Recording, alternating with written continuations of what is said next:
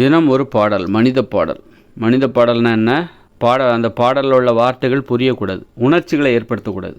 உணர்ச்சிகளை வெளிப்படுத்துகிற மாதிரி, கோபத்தை வெளிப்படுத்துகிற மாதிரி, காமத்தை வெளிப்படுத்துகிற மாதிரி, காதலை வெளிப்படுத்துகிற மாதிரி, அப்பா மேலே இருக்கிற பாசத்தை வெளிப்படுத்துகிற மாதிரி, தியாகத்தை வெளிப்படுத்துகிற மாதிரி, பகையை வெளிப்படுத்துகிற மாதிரி நம்ம பாட்டு பாடக்கூடாது.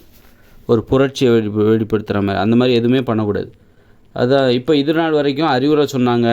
அப்புறம் புரட்சியை ஒரு புரட்சி ஏற்படுத்த வேண்டும் என்கிற நோக்கத்தில் பாட்டு பாடினாங்க. அப்போ இப்படி பல வகையிலையும் பாட்டை நம்ம பயன்படுத்தினாங்க. இனிமேல் மனிதர்கள் அடிப்படை அறிவில் முழுமையடைந்து விட்டார்கள். அவர்களுக்கு அறிவுரை தேவையில்லை, புரட்சி தேவையில்லை. அவர்கள் அடிப்படை அறிவில் முழுமையடைந்து விட்டவர்களாக இனிமேல் மாறப்போகிறார்கள். இனிமேல் பிறக்கிற குழந்தைகள்னால் அவங்களுக்கு அறிவுரை தேவையில்லை. அவர்களுக்கு திருவள்ளுவர் தேவையில்லை, இயேசுபிரான் தேவையில்லை, அல்லது அல்லாஹ் தேவையில்லை, புத்தர் தேவையில்லை. அவர்கள் அடிப்படை அறிவில் முழுமையடைந்தவர்கள். எப்படி வாழ வேண்டும் என்பது அவர்களுக்கு தெரியும். இப்போ ஒரு ஆட்டுக்கு புத்தர் தேவையா? ஒரு ஆடோ மாடோ எப்படி வாழ வேண்டும் என்பதை அவைகள் கற்றுக் கொடுக்க வேண்டுமா? அவைகள் கற்றுக்கொள்ள வேண்டுமா? அவைகளுக்கு தெரியும். ஆடு மாடுகளுக்கு எப்படி வாழ வேண்டும் என்பது அவைகளுக்கு தெரியும். அவைகளுக்கு புத்தரோ இயேசுவோ தேவையில்லை, திருவள்ளுவரோ தேவையில்லை. அப்போ மனிதர்களுக்கு தான் இதெல்லாம் தேவை. ஏன்னா மனிதர்களுக்கு எப்படி வாழணும்னு தெரியாது. அதனால்தான் அறிவுரைகள்லாம், அதனால்தான் அறிவுரை அப்புறம் இதெல்லாம் மனிதர்களுக்கு தான் தவிர அவைகளுக்கு தேவையில்லை. அதுபோல் அப்போ மனிதர்கள் அடிப்படை அறிவில் முழுமையடைந்த பிறகு மனிதர்களுக்கு இந்த மாதிரி இயேசுவோ புத்தரோ தேவையில்லை, திருவள்ளுவரோ தேவையில்லை. அடிப்படை அறிவில் முழுமையடைந்தவர்களாக இனிமேல் பிறக்கிற குழந்தைகள் பிறப்பார்கள். அவர்களுக்கு தெரியும் எப்படி வாழ வேண்டும் என்று, வாழ்க்கையின் நோக்கம் என்னவென்று அவர்களுக்கு தெரியும். அதனால் இனிமேல் நீ பாட்டு மூலமாக கருத்து சொல்ல வேண்டிய அவசியம் இல்லை.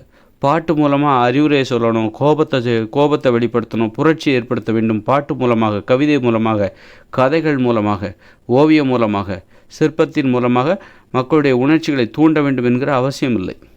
அறிவுரை சொல்ல வேண்டும் என்கிற அவசியம் இல்லை. கருத்துக்களை சொல்ல வேண்டும் என்கிற அவசியம் இல்லை.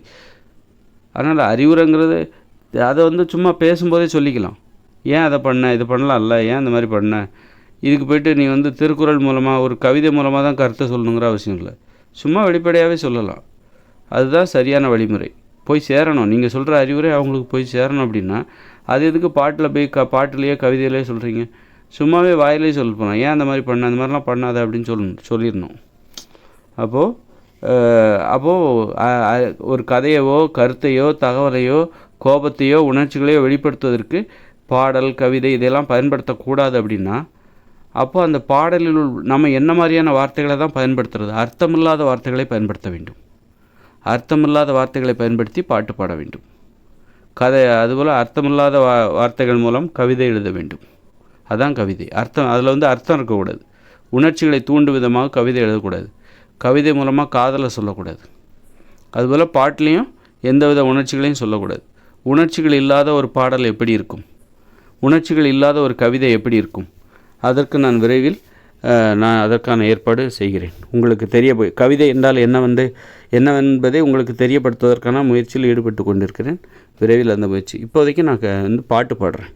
உணர்ச்சிகள் இல்லாத பாட்டு எப்படி இருக்கும்? உங்களுக்கு கோபத்தை எந்தவித உணர்ச்சிகளையும் சொல்லாமல் ஒரு பாட்டு பாட முடியுமா? அந்த பாடல் தான் மனித பாடல். அதை கண்டுபிடித்தவனும் அடியேன். இந்த பாடுறேன் பாருங்க.